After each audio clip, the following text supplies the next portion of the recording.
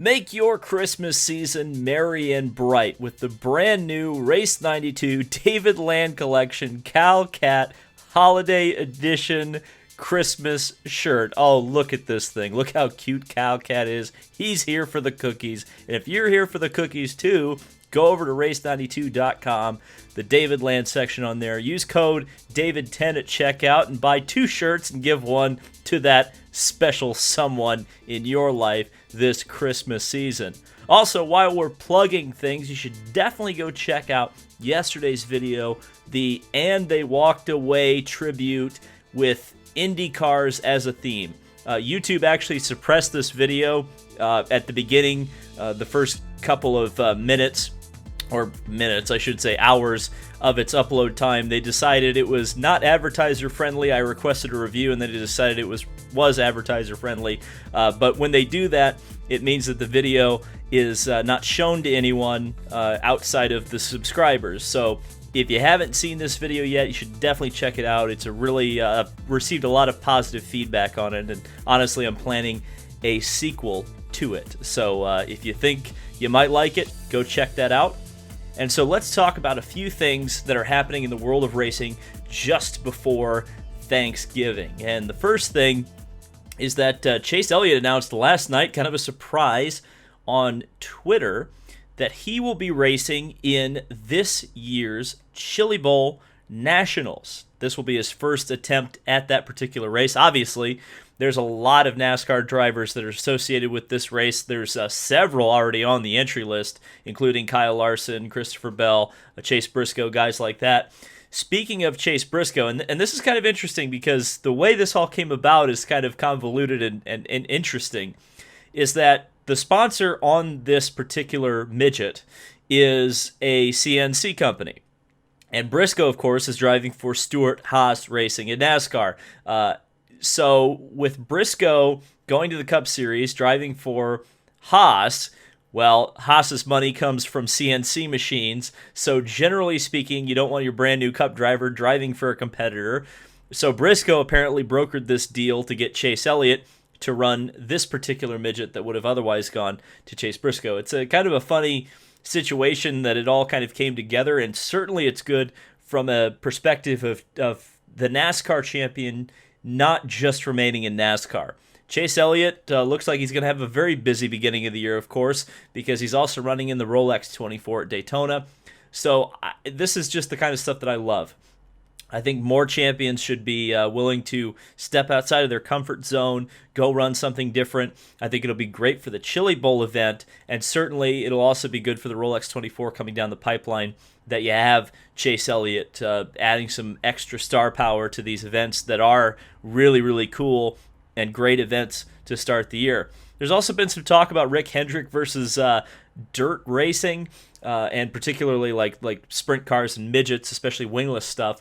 I think that's a little bit overblown, to be honest with you. I think he's gotten a bad reputation for that. I think, obviously, if you're not winning for Rick Hendrick or you're Dale Jr. and you're concussion prone, it makes sense that you wouldn't want them taking any kind of unnecessary risks. But I think Chase Elliott has delivered for Rick Hendrick and will probably continue to deliver for Rick Hendrick. So I think it's in Rick Hendrick's best interest to let Chase go out there and do stuff, keep him interested, keep him doing different things and exploring, and I think that'll just make him a better driver across the board, especially on the Cup side. So we already talked about this particular story in the Indy 500 entry list video, but I'll talk about it here as well, just because it seemed like some people were confused. So this is what's happening. Chip Ganassi Racing has signed Tony Kanaan to drive the number 48, that is the Jimmie Johnson car, on the ovals for the next 2 years.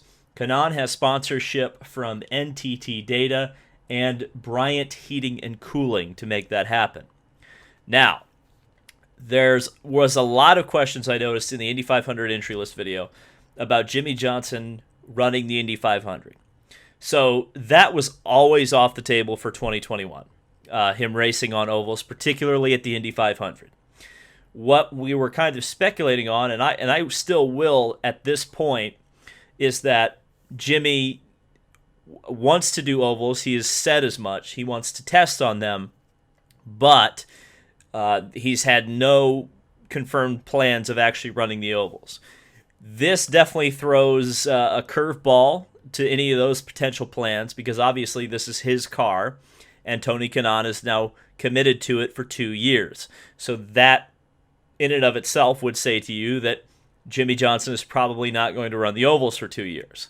That being said, if he follows through and tests on the ovals and he likes them, I see no reason why he wouldn't try the Indy 500 in 2022 potentially. Certainly Chip Ganassi can put together those kind of rides if need be, and I'm sure the funding would not be hard to find for a 7-time NASCAR champ deciding to try the Indy 500. But as of right now, as things stand right now, Tony Kanaan is the 4th Ganassi driver on the ovals. Period. End of story. There we go.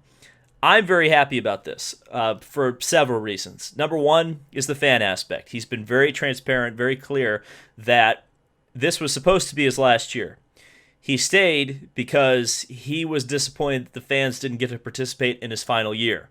Well, now Tony Kanaan gets 2 final years with the fans, running the tracks that he is the best on with a car that is truly going to be competitive. I think you have to look no further than the Scott Dixon performance at this year's Indy 500. Assuming that Tony Kanaan can drive a similar setup to Scott Dixon, he's going to have that Michael Kanaan engineering setup work. He's got a great chance in the Indy 500. Just look at what he did with the A.J. Foyt car when they gave him a halfway decent setup in 2018. So that is just fantastic. Him coming back for the fans, him getting a good ride, that certainly is a heartwarming thing. I know some people will poo-poo this because, yes, Kanaan is an older driver. To be honest with you, this is fairly par for the course for IndyCar racing. We just we have not had a lot of legends recently. But back in the day, I mean, there were drivers racing into their 50s, guys like A.J. Foyt, Johnny Rutherford, Mario Andretti, Al Unser Sr. This was not something that was uncommon. And in fact, these drivers used to be preferred because they had so much experience. It's a little bit different now. Generally, team owners favor young guys with money. Well, I think this is a throwback. It's going to be fun. And I think the Indy 500 and the IndyCar Series is better with Tony Kanaan involved rather than him not be involved. And I certainly, if he's going to be involved, I'd rather him be in a competitive car rather than an uncompetitive car. So that's a little bit different of a video. The only reason I didn't have the face cam on, it was because I actually had a webcam on order today. It was supposed to come today. I'm now looking at the clock and it's 5:17 p.m. And I figured if I waited any longer to make this video today, it was going to take it was going to go up at an unreasonable hour for everybody to watch and enjoy before the Thanksgiving holiday. And that's kind of the place I will end it on, is that make sure to if you are spending time with your family, enjoy that. And if you're not, make sure the chicken tendies are nice and cooked all the way through. Enjoy some football, eat some pie, and things. I keep saying this, but it seems like things are looking up for 2021. So I'm hoping we'll all be able to put this year behind us very, very soon. So thank you guys so much for watching. This has been David Land on YouTube, and we'll see you in the next video.